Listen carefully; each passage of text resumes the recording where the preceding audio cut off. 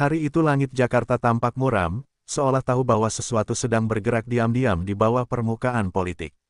Di dalam sebuah auditorium sederhana, Purbaya Yudisadewa berdiri tanpa naskah, tanpa layar prompter, hanya membawa satu hal yang paling ia percaya, kejujuran. Ia membuka kalimatnya tanpa basa-basi, langsung menembus inti masalah, dan suara itu menggema seperti palu yang menghantam dinding lama yang rapuh. Para pejabat yang hadir saling pandang, sebagian menunduk, sebagian lagi justru menegang. Ketika seorang pejabat jujur mulai bicara, biasanya ada yang gelisah. Getaran itu terasa di ruangan, ada helaan napas ditahan, ada buku catatan ditutup cepat, ada tangan yang tiba-tiba berhenti mengetik. Purbaya seperti membacakan daftar penyakit lama yang selama ini ditutup rapat, tapi ia membacanya dengan santai, tenang, seperti dokter yang sudah terlalu sering melihat diagnosis buruk dan tak lagi takut menyampaikannya. Beberapa jurnalis di barisan belakang terbelalak. Mereka tahu konferensi pers ini tidak direncanakan, tidak dijadwalkan, dan tidak disetujui siapapun selain dirinya sendiri. Namun justru itu yang membuat semuanya menegangkan. Tidak ada yang tahu apa yang akan Purbaya ungkapkan setelah ini, tidak ada yang bisa menebak cara berpikirnya yang lurus dan tak peduli arus. Setiap kalimat yang keluar terasa seperti lampu-lampu yang dinyalakan satu persatu di ruangan gelap. Rapat-rapat tertutup yang dulu hanya berisi bisik-bisik kini tiba-tiba terbuka. Angka-angka yang selama ini disembunyikan muncul ke permukaan. Ia tidak berteriak, tidak mengancam, tapi justru itulah sumber ketakutan terbesar, ia terlalu tenang untuk bisa dihentikan. Di sebuah sudut ruangan, seorang pejabat senior menggigit bibirnya. Nama Purbaya memang tidak pernah masuk daftar orang yang harus diperhatikan, tetapi hari ini ia berubah menjadi pusat badai. Pernyataannya yang belak-belakan membuat banyak kursi kekuasaan mendadak kehilangan stabilitas. Seseorang mengirim pesan cepat lewat ponselnya, "Kamu dengar itu. PDIP bakal panas." Sementara itu, Purbaya menutup penjelasannya dengan satu kalimat sederhana namun mematikan, "Kalau kita tahu mana yang salah dan kita tetap diam, maka kesalahan itu bukan milik sistem, tapi milik kita semua." Di ruangan itu, kalimat tersebut jatuh seperti batu besar ke permukaan danau yang tenang, menciptakan riak yang tak mungkin diputar balikkan. Ketika ia melangkah turun dari panggung, tidak ada tepuk tangan. Bukan karena orang tak setuju, tetapi karena mereka masih memproses apa yang barusan terjadi. Seorang menteri baru saja menyalakan lampu yang terlalu terang untuk politik yang terbiasa dengan remang-remang. Dan dari kejauhan, suara-suara resah mulai muncul. Gelombang itu telah dimulai. Kegelisahan itu tidak berhenti di auditorium. Dalam hitungan jam, gema ucapan Purbaya menyelinap masuk ke ruang-ruang politik, seperti angin panas yang memaksa setiap pintu tertutup berderit terbuka. Di sebuah kantor pusat partai besar, suasana mendadak tegang. Para petinggi PDIP duduk melingkar, sebagian bersandar dengan wajah keras, sebagian lainnya menggenggam kopi yang sejak tadi tak disentuh. Mereka tidak menyebut namanya dengan lantang, tetapi semua tahu siapa yang sedang dibicarakan. Belak-belakan sekali dia, desis salah satu tokoh senior dengan nada menahan amarah. Apa dia tidak mengerti implikasinya? Kalimat itu membuat ruangan seolah semakin sempit. Bukan karena Purbaya menghina siapapun, tetapi karena ia menyentuh wilayah yang sensitif, wilayah yang selama ini dijaga ketat agar tidak dibahas di ruang publik. Ketidaknyamanan itu tumbuh seperti bara yang dikipasi angin. Di meja rapat, sebuah map tebal dibuka. Berisi clipping, rekaman, dan transkrip pernyataan Purbaya dari beberapa bulan terakhir. "Dia makin berani," kata seorang anggota yang lebih muda. "Makin jujur," sahut yang lain, tetapi komentar itu segera dibungkam tatapan tajam rekan senior di sebelahnya. Tak semua orang nyaman dengan realitas itu, fakta bahwa seorang pejabat bicara terlalu jujur bisa menjadi ancaman dalam politik. Di balik wajah-wajah tegang itu, ada ketakutan yang tidak diucapkan.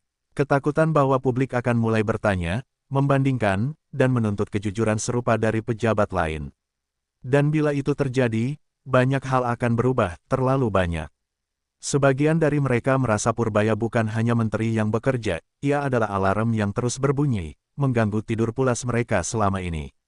Ada yang mengusulkan pendekatan halus, undangan diskusi, pertemuan informal, atau sekadar saran agar ia lebih hati-hati bicara. Namun yang lain menganggap itu sia-sia. Dia bukan tipe yang bisa diajak kompromi gaya lama, kata seorang tokoh perempuan dengan nada dingin. Dia bukan orang yang bermain simbol. Dia bermain data. Di tengah rapat itu, telepon salah satu petinggi bergetar. Sebuah pesan masuk dari seorang kader daerah, "Pak, di lapangan nama Purbaya lagi naik sekali." Banyak yang bilang dia beda.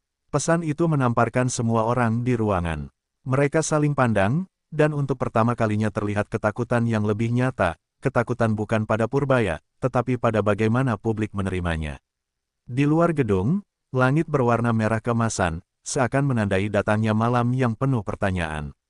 Rapat itu berakhir tanpa keputusan, hanya dengan satu kesimpulan tak terucap, Purbaya telah bergerak, dan gelombang yang ia bangkitkan tidak lagi bisa diatur oleh siasat lama. Angin panas dari selatan mulai terasa, dan semua orang tahu, ini baru permulaan. Keesokan harinya, gedung kementerian tempat Purbaya bekerja berubah menjadi pusat perhatian tak kasat mata. Para staf merasakan tekanan yang tidak mereka mengerti sepenuhnya. Telepon berdering lebih sering, wartawan menunggu lebih awal di depan pagar, dan beberapa pejabat tinggi dari kementerian lain tiba-tiba menjadwalkan kunjungan singkat. Semuanya tampak biasa di permukaan, tapi Purbaya tahu, ini adalah gelombang reaksi pertama dari kata-katanya kemarin. Di ruang kerjanya, ia memandang layar komputer yang penuh angka dan grafik, seolah dunia luar tidak sedang membicarakan dirinya. Ketika ajudannya masuk membawa tumpukan dokumen, Purbaya hanya berkata singkat, "Taruh di meja." "Kita lanjutkan seperti biasa." Suaranya tenang, tapi matanya menunjukkan sesuatu yang lebih dalam, tekad yang tidak mudah digoyahkan. Sementara itu, di sebuah gedung lain yang jauh lebih megah, para politisi berkumpul lagi. Rapat mereka kali ini lebih sunyi, lebih hati-hati. Tidak ada suara meja dipukul seperti kemarin. Justru kesunyian itu yang membuat suasana terasa mencekam. Mereka memutar video pernyataan Purbaya, menghentikannya di beberapa bagian, mencoba membaca maksud tersembunyi yang sebenarnya tidak pernah ada. Purbaya terlalu jujur untuk bermain bahasa kode, tetapi mereka tetap mencarinya karena otak politik tidak percaya pada kejujuran yang polos. "Apa dia mau menyerang kita?" bisik seorang anggota, suaranya hampir tak terdengar. "Dia tidak menyebut nama partai manapun," jawab yang lain. Justru itu masalahnya, semua orang jadi merasa disindir. Ruangan kembali hening. Mereka tidak sedang berdebat tentang pernyataan, melainkan tentang rasa terancam yang sulit dijelaskan. Di tempat lain, para analis politik mulai bersuara di televisi. Narasi dibentuk pelan-pelan, Purbaya harus belajar komunikasi, pernyataannya berpotensi memecah harmoni politik, atau seorang menteri sebaiknya berhati-hati. Kritik ini tidak keras, tapi konsisten, sebuah pola yang jelas seperti garis halus namun tajam. Serangan halus, terkendali, dan berkala, persis seperti strategi lama yang sudah sering dipakai. Namun bagi publik yang memperhatikan, semakin banyak kritik justru membuat mereka semakin penasaran. Mengapa seorang menteri yang hanya menyampaikan data dianggap mengganggu? Mengapa kejujuran tampak begitu membahayakan? Pertanyaan-pertanyaan itu mulai muncul di media sosial, di kedai kopi, bahkan di dalam grup obrolan keluarga. Sebuah percikan kecil berubah menjadi percakapan nasional. Di tengah badai itu, Purbaya tetap bekerja tanpa menengok ke belakang. Ia tahu serangan halus sedang bergerak, ia tahu ada yang gelisah, tapi ia juga tahu satu hal yang jauh lebih penting, kebenaran yang ia buka tidak bisa ditutup kembali, dan itu membuat banyak pintu yang selama ini terkunci mulai bergetar. Dan ketika sebuah pintu besar mulai retak, tidak ada yang tahu bangunan apa yang akan ikut runtuh setelahnya. Di pagi yang tampak tenang itu, langkah Purbaya terdengar mantap di koridor panjang kementeriannya. Para staf yang melihatnya hanya mengangguk singkat, namun di balik salam formal itu ada rasa kagum yang tak bisa mereka sembunyikan. Di tengah riuhnya intrik politik, ia berjalan seolah badai tidak pernah menyentuhnya. Tapi justru ketenangan itulah yang membuat mereka sadar, ia sedang menghadapi tekanan yang tak seorang pun benar-benar pahami. Di ruang rapat lantai 7, Purbaya memimpin pertemuan rutin. Tapi yang terjadi jauh dari kata rutin. Ia membuka data baru, menampilkan grafik-grafik yang selama ini tidak pernah disentuh oleh menteri lain. Beberapa pejabat yang hadir saling melirik gelisah. Mereka tahu data itu sensitif. Mereka tahu tidak semuanya akan disukai pihak-pihak tertentu. Namun Purbaya memaparkannya tanpa ragu, memotong penjelasan berbelit, dan memberikan instruksi jelas yang tidak memberi kesempatan untuk sembunyi. Ketika salah satu direktur bertanya apakah langkah ini tidak akan menimbulkan gejolak politik, Purbaya hanya tersenyum tipis. "Kalau kita takut gejolak, maka kita tidak akan bisa memperbaiki apapun. Kebenaran tidak bisa menunggu kesepakatan. Kalimat itu menggantung di udara, membuat ruangan terasa lebih sunyi dari sebelumnya. Bagi sebagian orang, kata-kata itu seperti cambuk. Bagi yang lain, seperti ancaman. Berita mengenai rapat itu bocor dalam hitungan jam. Sebuah potongan informasi, entah sengaja atau tidak, beredar di grup WhatsApp pejabat daerah, lalu merembes ke media online. Judul-judul berita mulai bermunculan, Purbaya soroti data sensitif. Elit politik tegang, langkah berani menteri baru memicu kebisingan di Senayan. Publik semakin penasaran. Mereka mulai mengikuti gerakannya, seakan menunggu babak selanjutnya dari drama yang tak pernah mereka sangka akan terjadi. Di sisi lain kota, seorang politisi senior memukul meja ketika membaca berita itu. Dia sengaja, dia tahu ini akan membuat kita terlihat diam. Teriaknya, namun seorang kolega menenangkannya dengan suara rendah, tidak ada bukti dia menyerang kita. Dia hanya kerja. Pernyataan sederhana itu justru membuat semuanya lebih rumit. Bagaimana mereka bisa melawan seseorang yang tidak bermain politik, namun perbuatannya mengguncang politik. Di tengah komentar-komentar keras dan spekulasi yang berseliweran, Purbaya tetap tenang. Ia tidak menanggapi media, tidak menuliskan klarifikasi panjang, tidak pula memberikan pembelaan diri. Baginya, waktu lebih baik dihabiskan untuk membereskan laporan-laporan yang menumpuk. Ia bekerja seperti seorang tukang yang membetulkan jendela di rumah yang sudah lama retak, sementara pemilik rumah sibuk berdebat siapa yang harus disalahkan. Sementara malam semakin larut dan Jakarta berkilau dengan lampu-lampu kota, Purbaya duduk sendirian di ruang kerjanya, ditemani suara pendingin ruangan dan tumpukan dokumen yang belum selesai. Ia tahu hari ini ia telah melangkah lebih jauh lagi. Dan ia sadar, setiap langkah yang ia ambil membuat lebih banyak orang gelisah. Tapi justru itu tandanya ia berada di jalan yang seharusnya. Gelombang yang ia bangkitkan belum menunjukkan puncaknya, dan ia siap menghadapi apapun yang akan datang. Malam itu, Jakarta seperti menahan napas. Di sebuah kantor media besar, seorang editor menatap layar komputernya dengan dahi berkerut. Ia baru saja menerima sebuah dokumen anonim, sebuah laporan internal yang selama ini hanya beredar di kalangan terbatas kementerian dan elit politik. Tanpa nama pengirim, tanpa petunjuk asal, hanya satu kalimat pembuka yang membuat bulu kuduknya berdiri, ini yang sebenarnya terjadi. Begitu ia membuka dokumen itu, seluruh ruangan seakan berubah menjadi lebih dingin. Isinya membeberkan masalah yang sudah bertahun-tahun dibiarkan berdebu, penggunaan anggaran yang tak pernah diselidiki, kebijakan yang sengaja diperlambat, proyek yang terhenti tanpa alasan jelas.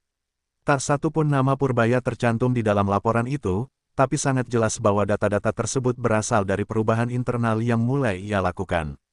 Editor itu tahu, jika dokumen ini dipublikasikan, kabarnya akan menggetarkan banyak kursi kekuasaan.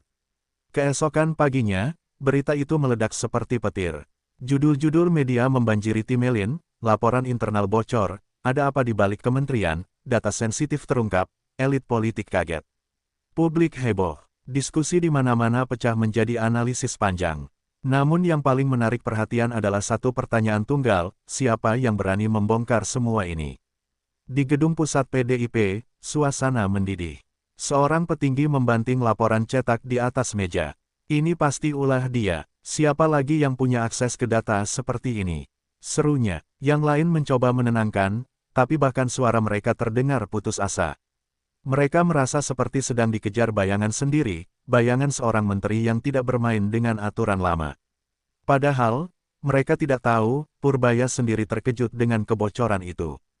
Sementara rumor beredar liar, Purbaya duduk di ruangannya membaca salinan laporan yang sama.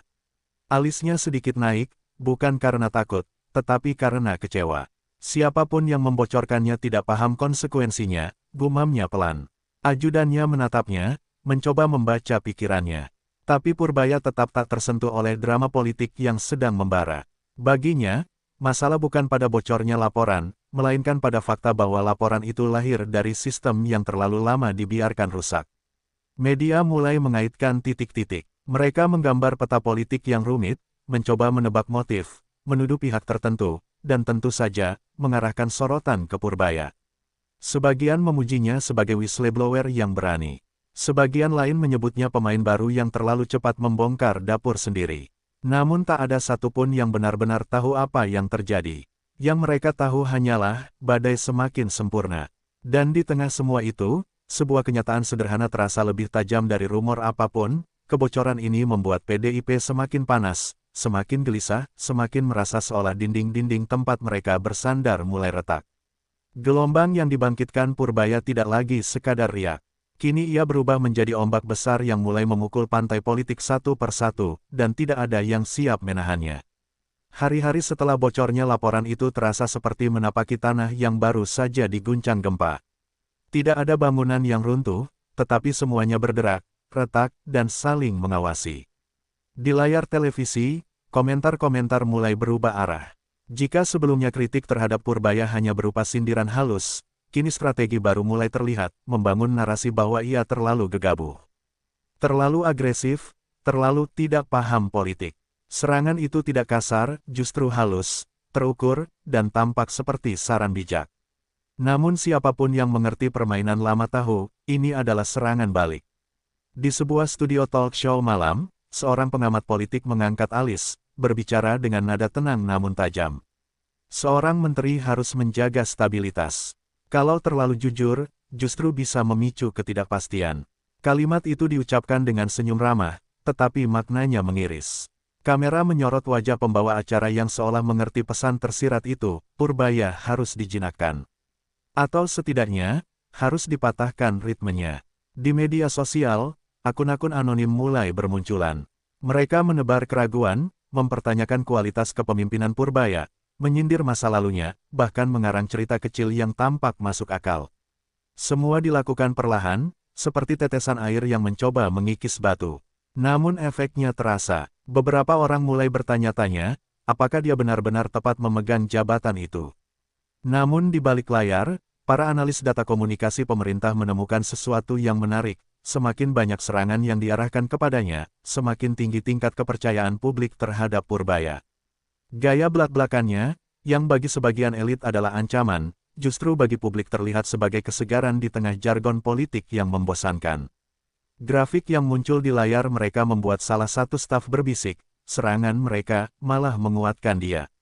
Sementara itu, di sebuah ruangan rapat elit partai yang tertutup rapat, ketegangan mencapai puncaknya. Dia bukan sekadar menteri, dia sedang membangun citra, kata seorang tokoh senior dengan nada curiga.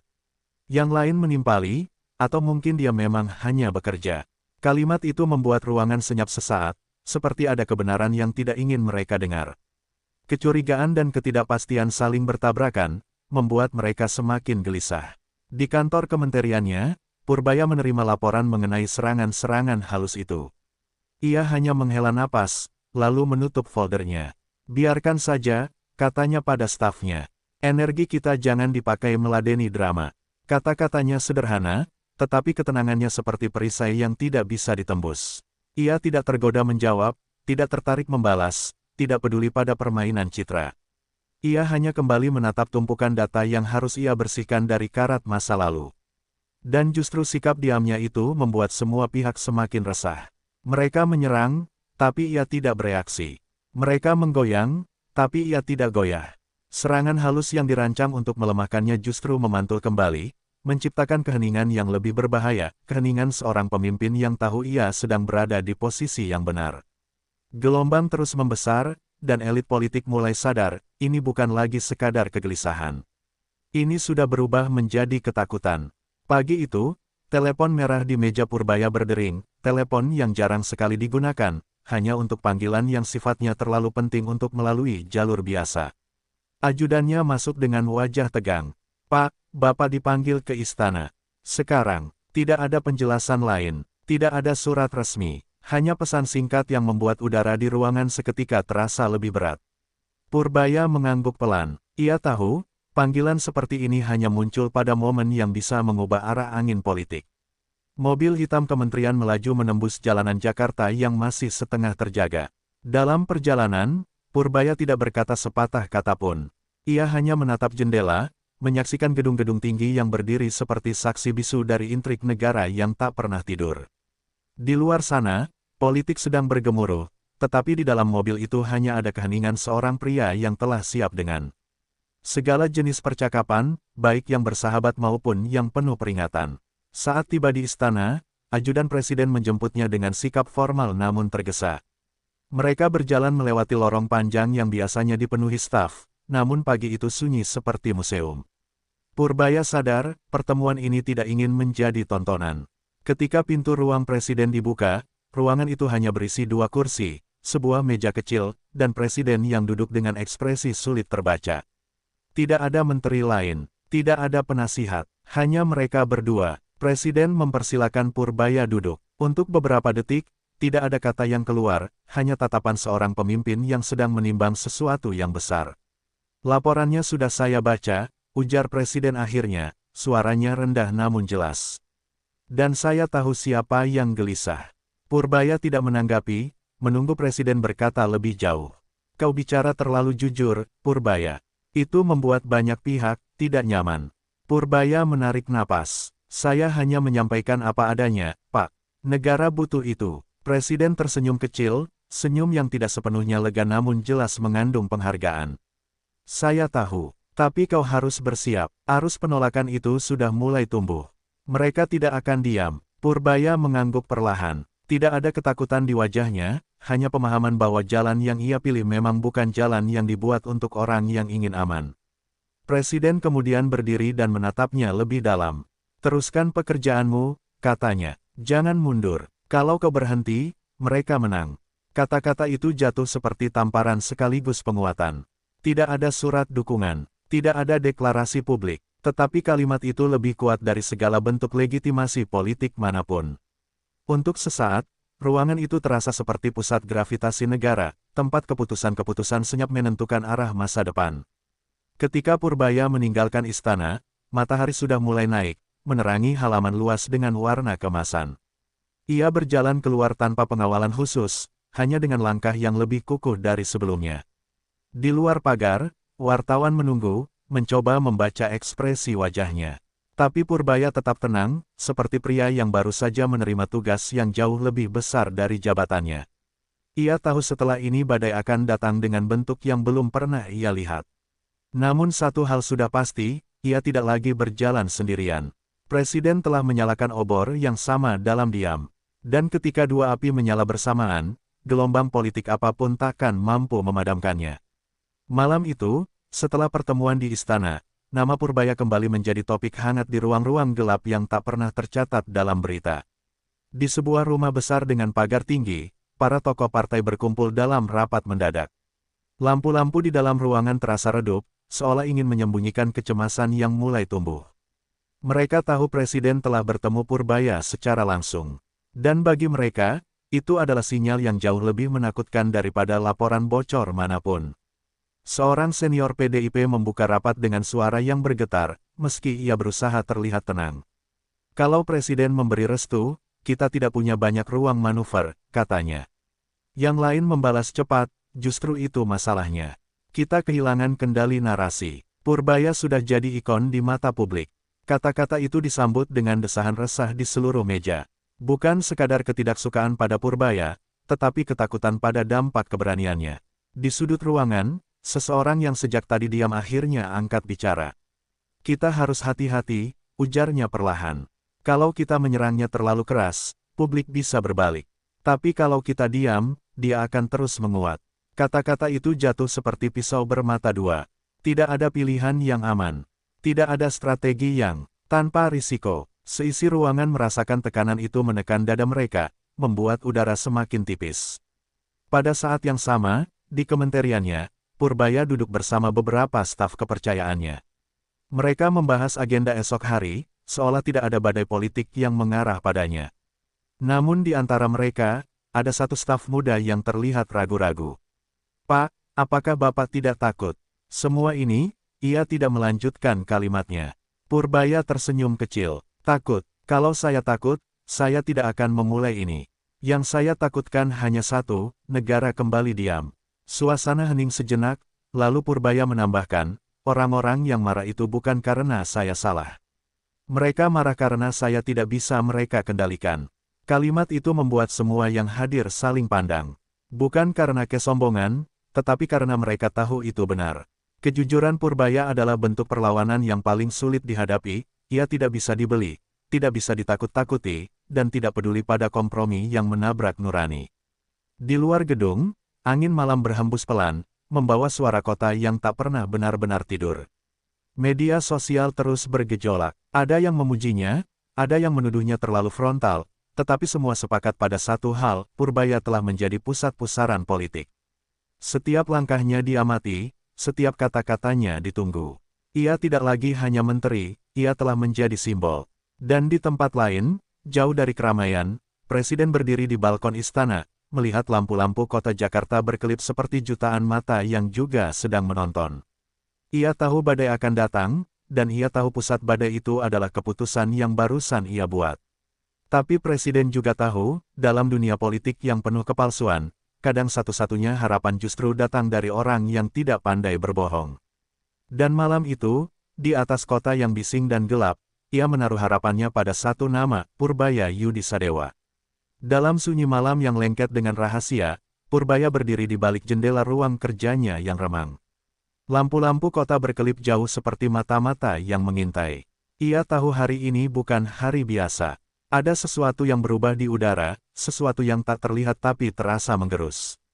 Baru beberapa jam lalu, ia mengungkapkan data yang selama ini disembunyikan banyak pihak, dan sejak itu, teleponnya tak pernah berhenti berdering. Ada ancaman halus, ada peringatan samar, ada suara-suara yang menyarankan ia diam. Tapi diam bukan bahasa yang dikuasainya. Di luar gedung kementerian, kabar tentang keberaniannya menyebar cepat seperti api menerpa ladang kering. Banyak yang terkejut, bukan karena datanya, tetapi karena siapa yang berani membukanya. Para pejabat lain biasanya akan meraba peta politik terlebih dahulu, menimbang sekutu dan musuh, mencari aman. Tapi Purbaya bergerak seperti orang yang tidak pernah diajari kata takut. Bagi sebagian pihak, itu mengancam. Bagi sebagian lainnya, itu menginspirasi. Namun bagi mereka yang punya kepentingan gelap, itu adalah malapetaka. Di ruang rapat sebuah gedung partai tua yang bercat merah kusam, beberapa orang mulai gelisah. Nama Purbaya disebut berulang-ulang dengan tekanan yang berbeda-beda, kekesalan, kegusaran, ketakutan terselubung. Mereka tahu langkah seperti ini bisa mengubah alur, membuka mata publik pada sistem yang selama ini dijaga rapi. Purbaya bukan tipe pejabat yang bisa dikendalikan dengan bisikan. Dan itu membuat banyak orang, terutama mereka yang hidup dari kompromi, merasa panas. Sementara itu, Purbaya masih berdiri di jendela, menatap lampu-lampu kota yang seolah memberi isyarat perlawanan. Ia tahu dirinya sedang memasuki wilayah berbahaya. Tapi sejak awal ia sudah memahami konsekuensinya, ketika seorang pejabat jujur mulai bicara, selalu ada yang ketakutan. Dan ia tahu betul siapa yang paling takut dari semuanya. Mereka yang paling banyak bersembunyi di balik kepentingan.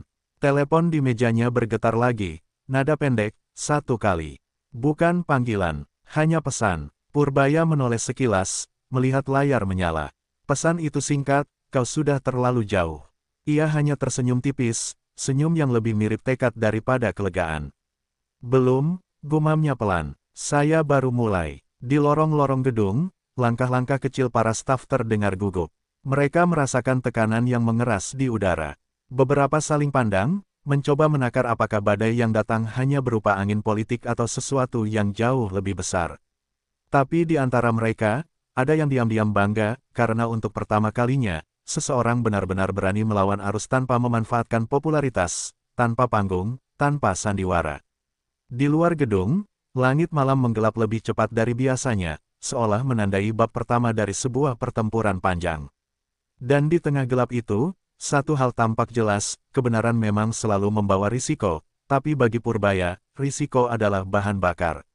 Dan malam itu, seluruh negeri tahu, ada seorang pejabat yang tak bisa lagi dihentikan.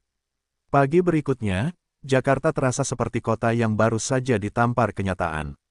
Media sosial penuh dengan potongan pernyataan Purbaya, cuplikan konferensi persnya, dan analisis liar dari berbagai sudut. Tetapi yang paling ramai bukanlah masyarakat, melainkan para elit yang merasa tanah di bawah mereka mulai retak. Di sebuah grup percakapan politik yang biasanya sunyi pada pagi hari, puluhan pesan tiba hampir bersamaan. Nama Purbaya kembali muncul, kali ini disertai nada marah yang tidak bisa disembunyikan. Di markas partai besar berlogo merah, suasana mendidih. Ruang rapat itu dipenuhi asap rokok dan suara-suara berat yang saling tindih. Seseorang menghantam meja, membuat gelas kopi bergetar. Kalau dia terus begini, rencana kita kacau, katanya dengan nada tertahan tapi jelas menyimpan ketakutan. Yang lain hanya mengangguk, wajahnya tegang. Mereka sudah terbiasa menghadapi pejabat yang bisa dinegosiasi, dibentuk, atau minimal diarahkan. Tapi Purbaya adalah anomali, seorang pejabat yang datang tanpa kepentingan, dan itu jauh lebih berbahaya daripada musuh yang punya agenda. Di sisi lain kota, Purbaya berjalan santai menuju ruang rapat internalnya. Para staf mengikutinya dengan raut bingung. Mereka melihat berita, mendengar bisik-bisik yang menyebar di berbagai kementerian, dan tahu pernyataan kemarin sudah membangunkan banyak raksasa tidur. Tapi Purbaya tampak tenang, hampir terlalu tenang. Seolah badai yang menghampiri ini hanyalah hujan rintik sore hari. Begitu ia memasuki ruang rapat, seluruh staf berdiri. Raut mereka penuh tanda tanya, campuran antara bangga dan khawatir. Purbaya hanya meletakkan mapnya pelan, menatap satu persatu wajah yang berputar-putar dalam kecemasan. "Kalian takut?" tanyanya, suaranya rendah namun jernih. Tak ada yang menjawab. Hingga akhirnya, seorang staf muda memberanikan diri membuka suara. "Mereka terlihat marah, Pak." Purbaya tersenyum, senyum yang tidak menghibur, lebih tepatnya menegaskan sesuatu yang sejak awal sudah ia tahu. "Tentu mereka marah," jawabnya dengan tenang. Orang yang menyembunyikan sesuatu selalu marah saat lampu dinyalakan. Kalimat itu menggantung di udara, memberi energi baru yang perlahan mengikis cemas. Staf-staf itu saling pandang, seperti menemukan napas kedua. Namun di balik ketenangannya, Purbaya tahu situasi ini bukan permainan kecil. Ada kekuatan besar yang perlahan bergerak untuk menghentikannya, bukan dengan argumen, tapi dengan tekanan yang jauh lebih halus dan kejam. Ia bisa merasakannya seperti bau hujan sebelum badai, samar, tapi pasti mendekat. Dan di luar gedung, di antara lalu lintas padat dan klakson yang bersahutan, berita tentang dirinya terus bergulir.